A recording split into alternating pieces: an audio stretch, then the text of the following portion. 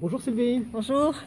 Alors, il y a 15 jours, tu es allée animer une fête du cœur. Absolument. Je suis allée animer un anniversaire que nous avions préparé avec l'époux de la personne, puisque c'était complètement un anniversaire surprise.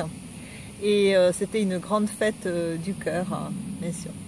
D'accord, donc j'imagine qu'à partir du moment où l'époux de cette personne t'a appelé, tu as dû préparer cette fête. En effet, j'ai beaucoup préparé puisque je me suis mis en contact avec lui. Nous avons évoqué son univers, ses goûts, ses préférences.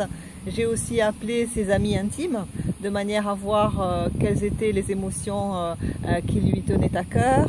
J'ai regardé son univers musical et surtout je me suis interrogée sur comment j'allais créer un espace qui soit un espace de guérison, de cœur, dans lequel elle puisse vivre un grand moment de tendresse avec ses amis très intimes.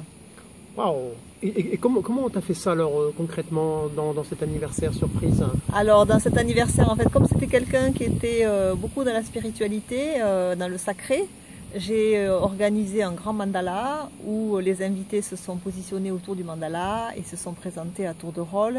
Et en fait, ils étaient dissimulés derrière des masques qu'ils avaient confectionnés eux-mêmes, je les avais reçus avant. On avait fait tout un rituel en 2 fois où on a aussi fait du chant spontané, un univers qui l'a beaucoup touché au fond du cœur, en fait. Oui, ce que je comprends, c'est que c'est une sorte de cérémonie que tu crées pour cet anniversaire. Oui, c'est une cérémonie, c'est un espace très important. Il y a à la fois la cérémonie et il y a aussi l'espace festif. Ah, j'allais te questionner Voilà. là-dessus. Puisque l'espace festif est tout aussi important que l'espace sacré. Festif, où il y a de la danse, il y a l'univers musical de la personne, il y a aussi des chorégraphies, puisque moi c'est quelque chose qui me plaît beaucoup, faire danser des personnes en groupe, en cercle, autour de la reine, de l'invité d'honneur. Et j'ai beaucoup à cœur de créer beaucoup d'harmonie autour de la danse, du mouvement léger. Et il n'y a pas besoin bien sûr de savoir danser pour participer à ce type de fête. Et alors, j'imagine qu'après cette fête, tu as parlé avec la reine de la soirée. Qu'est-ce qu'elle t'a dit?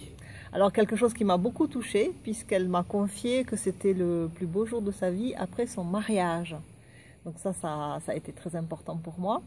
Le fait d'être à la fois dans la vulnérabilité, à la fois dans la célébration, lui a fait énormément plaisir.